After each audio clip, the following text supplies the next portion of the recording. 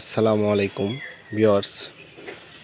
সবাই একটি কথা জানতে চাইছেন যে আসলে আমরা রড ছাড়া যে দরজার উপরে গেট বিম বলেন, তো চুন সুরকিত তো আর সিমেন্ট দিয়ে গেট বিম দেওয়া যায় না।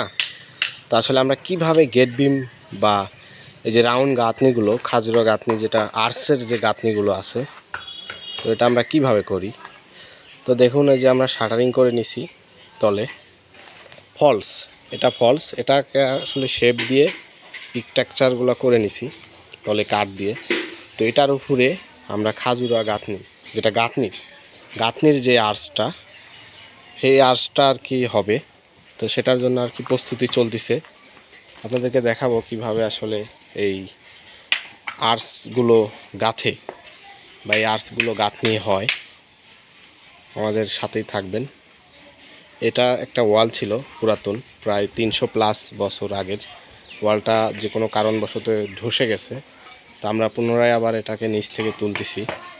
তোলার পরে এটাকে আমরা আসলে আবার আগের মতন করে ছাদ দিব। আসলে পলিথিনের কারণে দেখানো যাচ্ছে না যে এখানে ছাদ ছিল। আসলে বৃষ্টির সময় বৃষ্টি আসছে, সেই সময় আবার হচ্ছে রোদ, এই জন্য পলিথিন, ওই যে ছাদের সাথে এটার মিলাই দিব আর কি। দেখুন, এটা একবারে নিচ থেকেই আমরা তুলতেছি গাঁথনি করে। তো ইট কিন্তু আমাদের বাংলা ইট না, ইট কিন্তু ছোট ছোট ইট, 1 ইঞ্চি 1.25 ইঞ্চি সাইজের ইট দিয়ে আমরা গাঁথনি করছি। আগেরটাও কিন্তু 1 ইঞ্চি 1.25 ইঞ্চি ইট আছে। তো ঐতিহ্য এটা আমাদের ধরে রাখতে হবে। আমরা চাইলে এটাকে 3 ইঞ্চি ইট বসাতে পারতাম, কিন্তু আসলে অর্নামেন্টটা নষ্ট হয়ে যাবে, এই কারণে কিন্তু আমরা এটা বসাই নাই। যে এরকম গাঁথনি হবে ওইখানে, আর্টস গাঁথনি, এরকম আর্টস গোল যে গাঁথনি আছে আর্টসের, তো এই আর্টস গাঁথনি করব।